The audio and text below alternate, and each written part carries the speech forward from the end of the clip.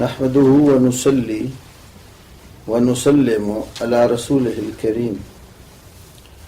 أما بعد فأعوذ بالله السميع العليم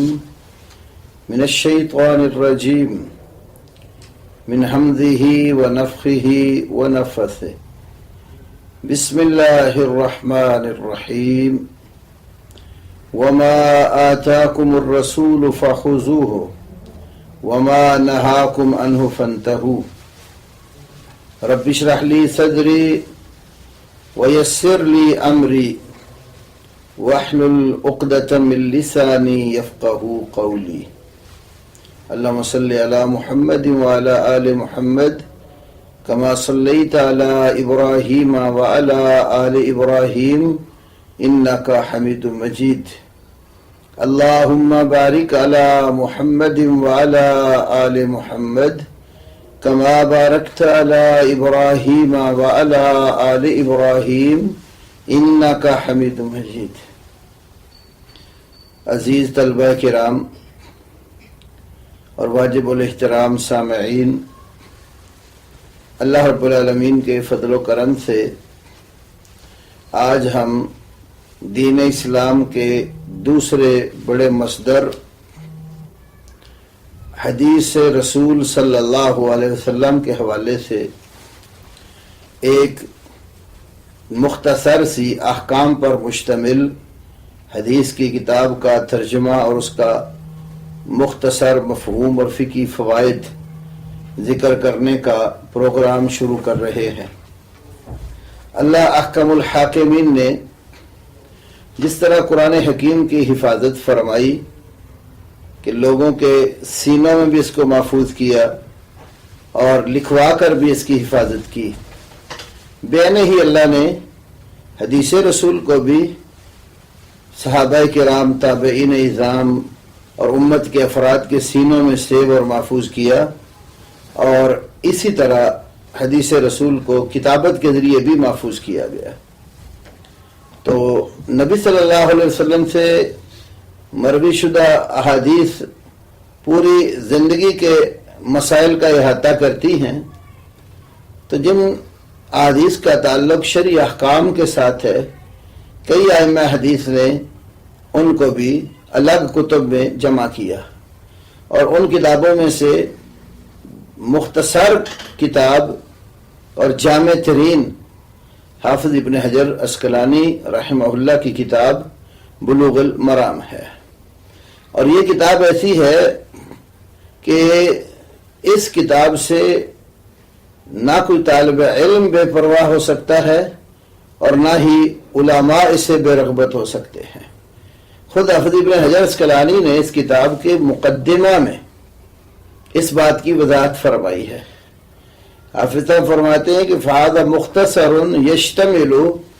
عَلَى أُصُولِ الْأَدِلَّةِ الْحَدِيثِيَّةِ لِلْأَحْكَامِ الشَّرْعِيَّةِ، یہ مختصر سی کتاب شرعی احکام کے لیے حدیثی دلائل پر مشتمل ہے۔ حررتہ تحریرا بالغا، میں نے اس کو بڑے عمدہ طریقے سے تحریر کیا ہے، لیسیر من یحفظہ من بین اقرانہ نابغا، تاکہ جو شخص اس کتاب کو حفظ کر لے وہ اپنے دوست اور اصحاب کے درمیان ایک مقام والا شخص بن جاتا ہے۔ اور یستعین بھی طالب المبتدی، ابتدائی طالب علم بھی اس کتاب سے مدد حاصل کرتا ہے، ولا یستغنی عنہ الراغب المنتہی، اور عالم آدمی بھی اس کتاب سے بے پرواہ نہیں ہے۔ تو حافظ صاحب نے اس کتاب کے اندر نبی کریم صلی اللہ علیہ وسلم سے مروی شدہ احکام کے متعلقہ احادیث کو انتہائی اختصار کے ساتھ بیان کیا ہے۔ اس کتاب کے بہت سارے فوائد اور امتیازات ہیں۔ مثلا حافظ ابن حجر عسقلانی اس کتاب میں کوئی روایت بھی بے حوالہ ذکر نہیں کرتے، جو روایت بھی ذکر کرتے ہیں تو آگے اس کا مصدر بیان کر دیتے ہیں کہ یہ حدیث کس کس نے بیان کی ہے۔ اسی طرح پھر کتب ستہ سے زائد دیگر جو ائمہ حدیث نے حدیث کی کتابیں مرتب کی ہیں، حافظ ابن حجر ان سے بھی حدیث لاتے ہیں، جیسے موطا امام مالک ہو گئی، مسند امام احمد ہو گئی، اسی طرح جو ہے نا وہ دیگر ائمہ حدیث کی کتب ہیں۔ تیسری بات یہ ہے کہ حافظ ابن حجر بہت مقامات پر حدیث کا جو مقام اور مرتبہ ہے کہ وہ صحیح ہے، حسن ہے، ضعیف ہے، تو حافظ ابن حجر اس بات کی بھی توضیح کرتے ہیں۔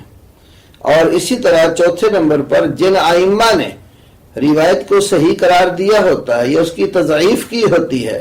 حافظ صاحب ان کی بھی نشاندہی کرتے ہیں۔ اور پھر اگر کوئی روایت مفصل ہے تو جتنا روایت کے جملے کا تعلق اس فقہی مسئلے سے ہے، شرعی حکم سے ہے، اختصار کے ساتھ وہ حدیث کا وہ ٹکڑا بیان کرتے ہیں۔ اور اگر وہی حدیث کئی جگہوں پر مروی ہو اور ان میں باقی روایات میں کچھ الفاظ کا اضافہ ہو جو قابل قبول ہے اور فقہی مسئلے میں اس کی ضرورت اور حاجت ہوتی ہے، تو ابن حجر وہ بھی انتہائی بہتر طریقے سے زائد اضافہ جو ہے اس کو بھی ذکر فرما دیتے ہیں۔ اور اسی طرح بعض حدیث کو ابن حجر تکرار کے ساتھ بھی لائے ہیں، لیکن وہ تکرار بھی مفید ہے، ہر جگہ نئے مسئلے کا استنباط اور فقہی جو ہے فائدہ ہوتا ہے، اس لیے اس کو ذکر کر دیتے ہیں۔ اور اسی طرح جو مشہور ہے نا کتب حدیث سیاستہ اور اس کے علاوہ مسند احمد، یعنی معتبر کتب سے حافظ صاحب اس میں حدیثیں لاتے ہیں۔ تو اس لیے یہ جو کتاب ہے یہ بہت سارے علمی اور فقہی فوائد پر مشتمل ہے۔ میں نے چند ایک چیزیں اس کی آپ کے سامنے رکھی ہیں۔ تو یہ کتاب جو طالب علم اچھے طریقے سے پڑھ جاتا ہے اور اس کو سمجھ لیتا ہے اور یاد کر لیتا ہے تو وہ بے شمار فقہی مسائل جو ہیں ان کا احاطہ کر لیتا ہے دلیل کے ساتھ۔ یوں سمجھ لیجئے کہ فتح الباری جو شرح صحیح بخاری ہے حافظ ابن حجر اسقلانی کی، تو فتح الباری کے اندر جس قدر بھی بیان کردہ مسائل ہیں تو ان کا احکام والے جو مسئلے ہیں نا فقہی احکام، ابن حجر نے انتہائی خلاصتاً ان کو فتح بلوغ المرام میں ذکر کر دیا ہے۔ طوالت بڑی کتابوں میں ہوتی ہے لیکن یہاں ابتدائی طور پر وہ بڑے آسان انداز سے حدیث کا جملہ ذکر کر کے فقہی مسئلہ سمجھا دیتے ہیں۔ تو یہ کتاب فقہ حدیث اور شرعی احکام کو سمجھنے کے لیے ابتدائی کتب میں ہے اور اللہ نے اس کو بڑا مقام دیا ہے۔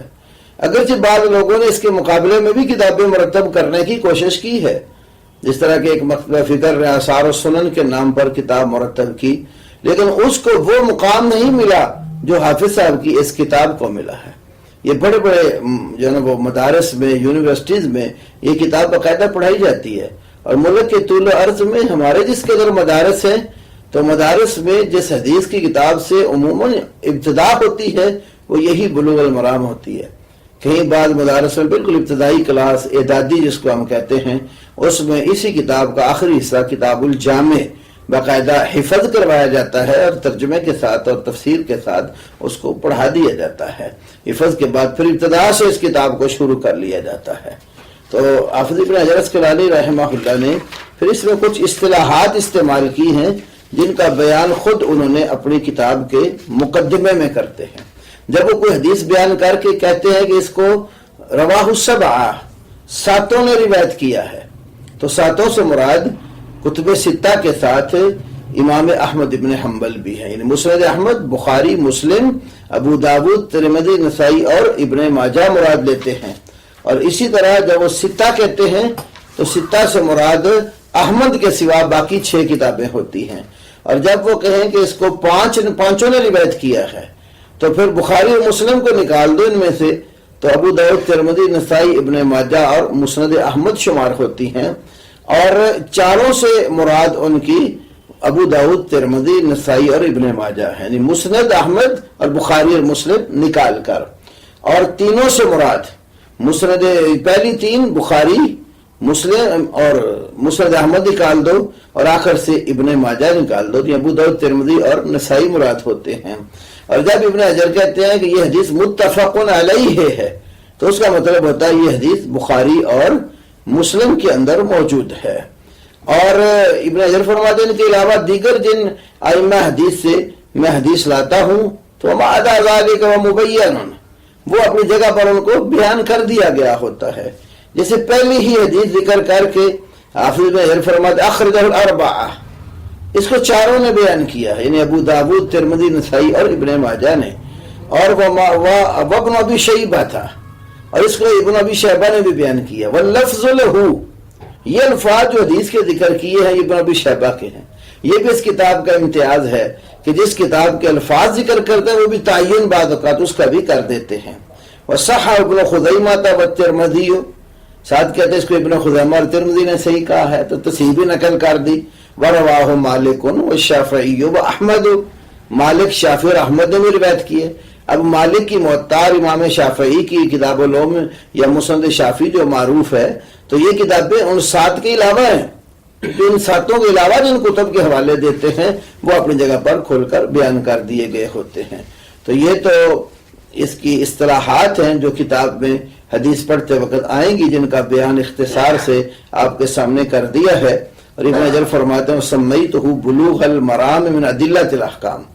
میں نے اس کا نام بلوغ المرام رکھا ہے. بلوغ کا معنی ہوتا ہے پہنچنا، مرام کا معنی ہے مقصد، من ادلۃ الاحکام، احکام کے دلائل کی روح سے مقصد کو پہنچنا. یہاں یہ بھی سبق سکھایا گیا ہے کہ طالب علم کو جو مسئلہ بیان کرنا ہو تو اس کو شرعی دلائل کے ساتھ ذکر کرنا چاہیے. کتاب مرتب بھی اس لیے کی گئی تاکہ طالب علم کو مسئلہ پڑھتے وقت اس مسئلے کی شرعی دلیل بھی ساتھ معلوم ہو. اور ہم معاشرے میں آج بھی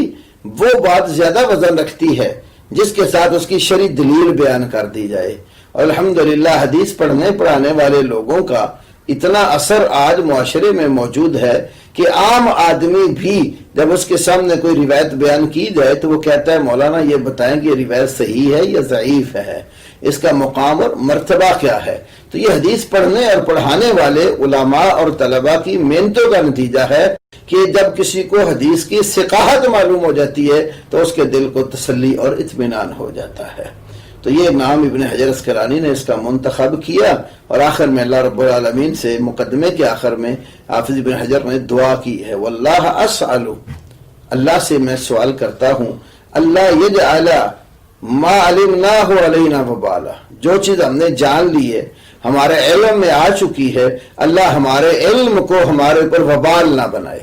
علم وبال اس وقت بنتا ہے جب علم کے مطابق انسان کا عمل نہیں ہوتا، نہ خود فائدہ اٹھاتا ہے نہ کسی دوسرے کو فائدہ پہنچاتا ہے. وَيَرْزُقَنَا الْعَمَلَ بِمَا يَرْضَاهُ سُبْحَانَهُ وَتَعَالَى، اور اللہ سبحانہ وتعالی جس عمل کو پسند کرتا ہے ہمیں وہ کرنے کی توفیق عطا فرمائے. تو حدیث پڑھنے اور پڑھانے کا مقصد بھی یہی ہوتا ہے کہ انسان کی زندگی جو ہے وہ سدھر جائے اور اللہ رب العالمین کی رضامندی کو حاصل کرنے کے لیے انسان کام کرے. تو اللہ تبارک و تعالی ہمیں یہ کتاب سمجھنے اور اس کے تقاضوں کے مطابق عمل کرنے کی توفیق نصیب فرمائے.